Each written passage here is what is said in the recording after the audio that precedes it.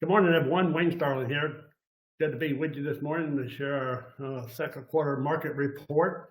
Before we get started, I'd like to thank a few people that were instrumental in making this happen. Roly Vincent, Don Spaeth, Arthur Mitchell have played a really important part in helping us bring this to the forefront, along with Erica and the entire crew. It's great to have a team that can make things like this happen. This morning, we're going to be talking about really what's going on in our industry in the future. But just a reminder, we only represent about 15% of all the aircraft dealers in the world, but yet we're doing over 48% of all the volume. So thank you to all of our members for making this happen. You'll also see that, we do business around the world, and we're growing our international market significantly. We were at eBase this a couple of months ago with a great turnout and had some great exposure. So we're doing a fantastic job, and thanks to everybody for their help. You're going to hear some exciting things today from our speakers, and I'd like to welcome them. Number one, Zipporah Marmor. Sorry about that, Zipporah. She's our current chairperson, and Phil Winters, our current vice chairperson. So I'm going to turn it over to them and let them take over. So thanks and welcome. Hello, everybody. So happy to be back here after several months of not doing a crowdcast, but rather seeing you guys in person. We wanted to share with you a few highlights from this month's report, from this quarter's report.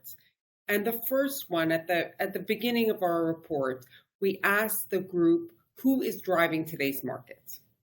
And the response from our IADA members is more or less that we're a balanced market, with sellers having a little bit more influence at this time than buyers. Now, why is this important? Before the pandemic, I think we can all agree that it was very much a buyer's market, and sellers were making concessions in order to get deals done. During the pandemic, over the last few years, it was very much a seller's market, and buyers were accepting a lot of terms that were being dictated by sellers. For example, limited or no pre-buys. Can we just go back there, Erica?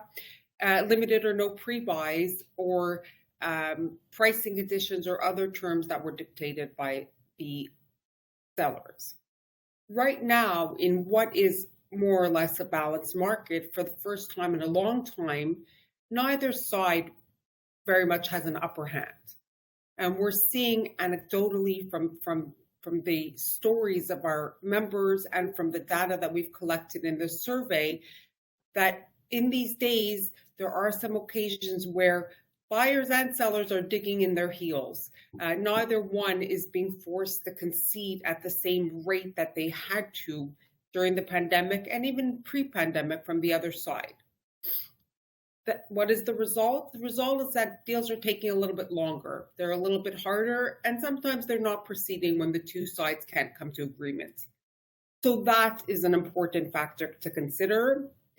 And where that pendulum lies between buyer and seller is very market dependent. So for the more in-demand models, the more recent aircraft, etc., the sellers still have a little bit more power, but we're leaning towards that balanced market. The next thing that we wanted to highlight to you all is about the market sentiment. Where do our members feel the current market is now? You'll see on the screen, we have a 3.8 rating, which is tied with the one previous quarter in the last 5 quarters where it had the same rating. So overall, we're feeling good. We're feeling that the current market is a strong, solid market. That leads us to the next question about where do we feel the market will be in the next 6 months. We can move on to the next slide, please. The sentiment over the next 6 months is that our members are feeling more positive than they have over the last 5 quarters about where the market will be in the next 6 months. this is good news for us all. We're feeling more optimistic than we have in the past. So while there continue to be challenges in the world, fear of recession in the US, part shortages, labor shortages, and we've all experienced them. Overall, we're confident about today's market and the market for the foreseeable future. Now I'll slide it over to Phil to talk a little bit about supply, demand, and pricing. Thank you. I'm sitting here wondering to myself why we're not using AI to generate these presentations and all these. I tend to be a little bit more of the OG AI with my forecasting. So I've got my magic 8-ball and it just simply says most likely. So that's what we're going to do is we're going to talk about the future. I don't have a crystal ball. We're on a low budget with the 8-ball. So we're going to stick with that and talk a little bit about the qualitative and subjective portions of the survey. And so we start off with pricing, and we've got some new charts here that I hope you'll find to be useful in the ability to interpret. But what I find interesting about pricing, first we can see we've got 4 different categories of airplanes that we typically all pay attention to, but categorically speaking, across the board, we see a slight decrease in pricing. So slight decrease, settling, again, where we were a year ago. Our Space, for example, a brand new, less than 1-year-old PC-12 that sold for $6 million a year ago was selling on the pre-owned market for $7.5 million. So that's where we're coming from. So to see these prices slight decrease or settling is, in fact, I think, welcome news for all of us. It brings a little bit more of the normalcy that we're used to pre-pandemic back into the pricing. However, from a significant decrease perspective, really across the board, we're relatively stable and comfortable. However, we are keeping an eye on the large jets, and you'll see this trend continue. And those of you who are in those spaces certainly can emphasize the fact that there's a little bit more challenge in the large jets. But from the turboprop perspective, pretty much balanced on stable to slight decrease, and the rest of the jets are a little bit more on the slight decrease stage. So pricing settling, and I think that's happy, non-dramatic news for us across the board. On the next slide, we're going to look at supply. Give it a chance to catch up. There we go. Thank you, Erica. So this slide and the next slide are going to be the core foundational market movers. We can go back one more to the supply side, please. With regard to pricing is settling a little bit, and supply, we're going to see a slight increase is the projection over the next 6 months. That is also across the board.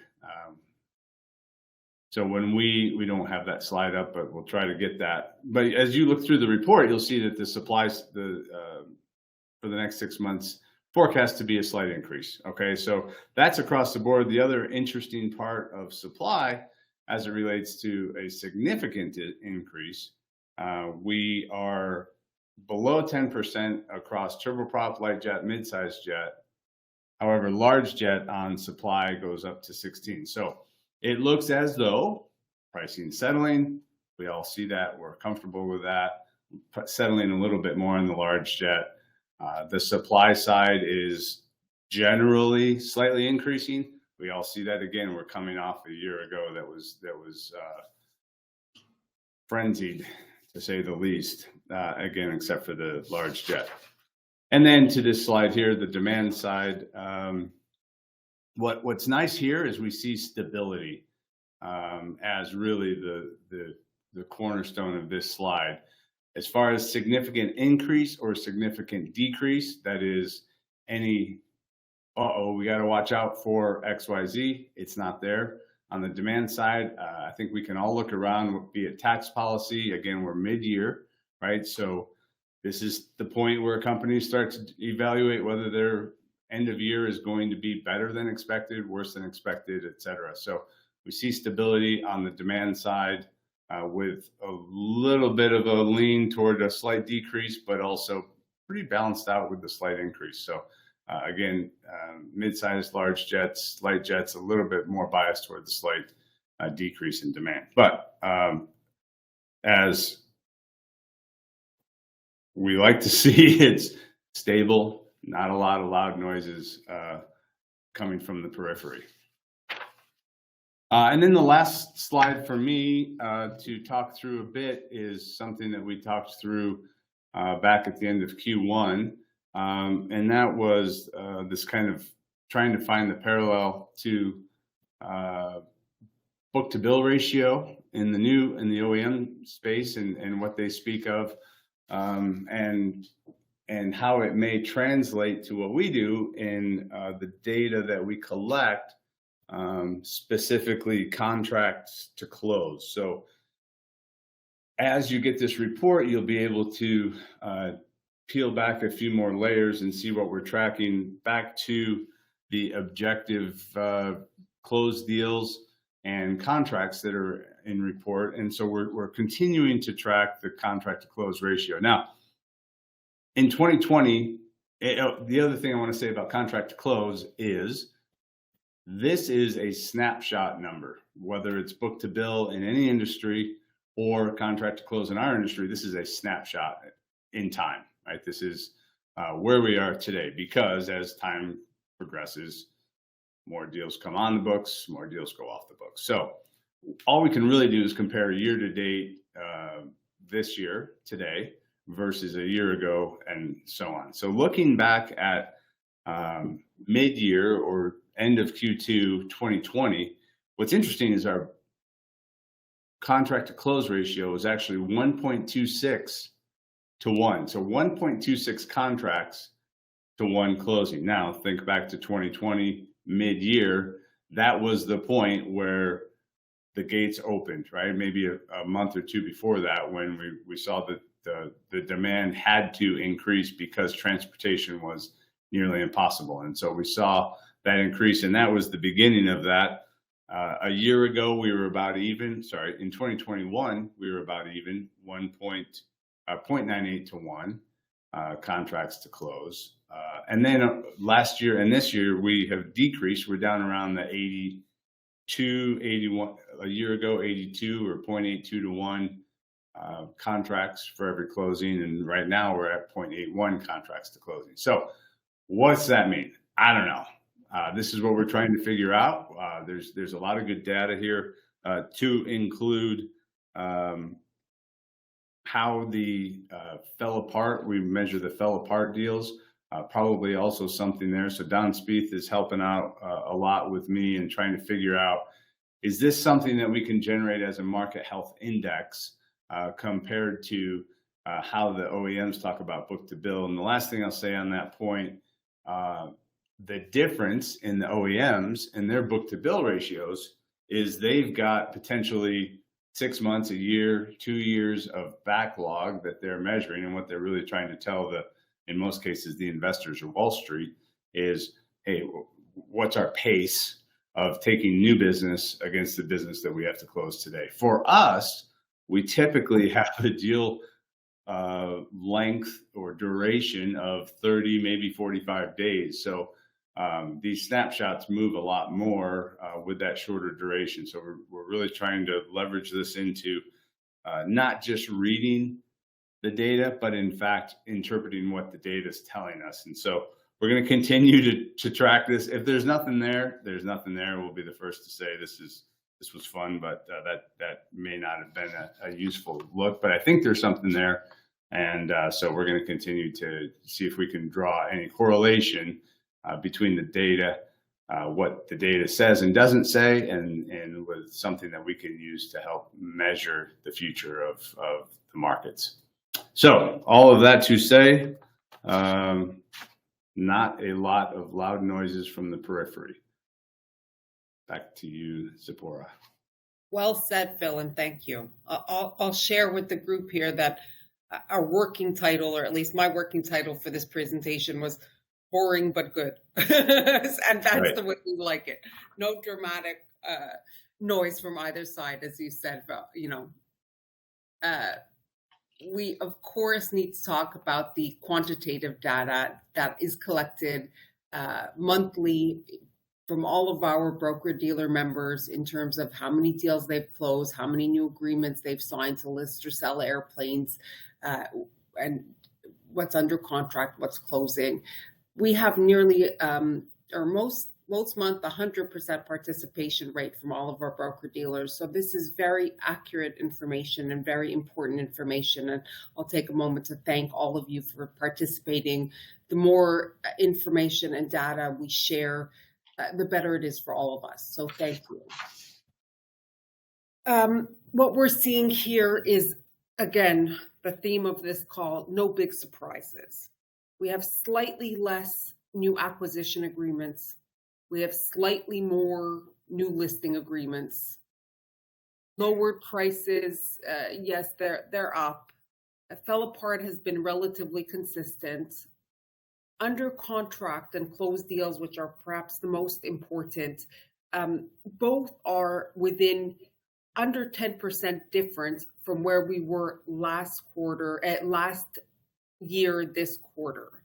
So as we all know, this is a very cyclical business. And in terms of quarters, fourth quarter is always the busiest. First quarter is always the quietest. And then the two in the middle, we see how it goes. But we're more or less on par with less than a 10%, 8% in each case difference from a year ago at this time. So there's a good stability, which we can say is the theme of this call, with an increased optimism moving forward into the next 6 months.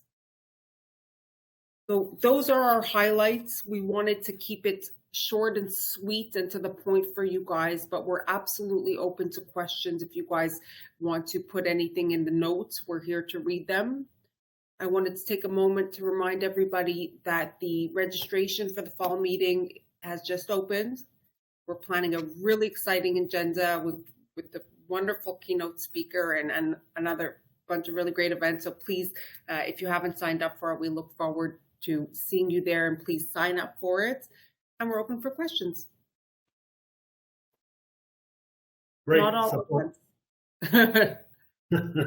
Zipporah, thank you so much. And Phil, thanks for that insight. We continue to work hard to, improve the report, bring more data, more information, and give you better insight as to what is going on in the market. What's unique about this report is the fact that it is a collective of all of our members. We send out over 1,000, requests for feedback, and it's so important because one market, Zipporah and I was talking, and the large cabins are down. So if that's all you deal in, you kind of have this feeling that the overall market is down. Well, that's not true, as Phil clearly pointed out. So I just want to thank everybody for all of their effort. If you don't have the report, you can click on the QR report code here and get it. But thanks so much. And until we talk again, I hope you guys have a great day and a great rest of the year. So thanks everybody for being on. Thanks, Phil. Thanks, Zipporah. See y'all. Thanks, Wayne. Thank you.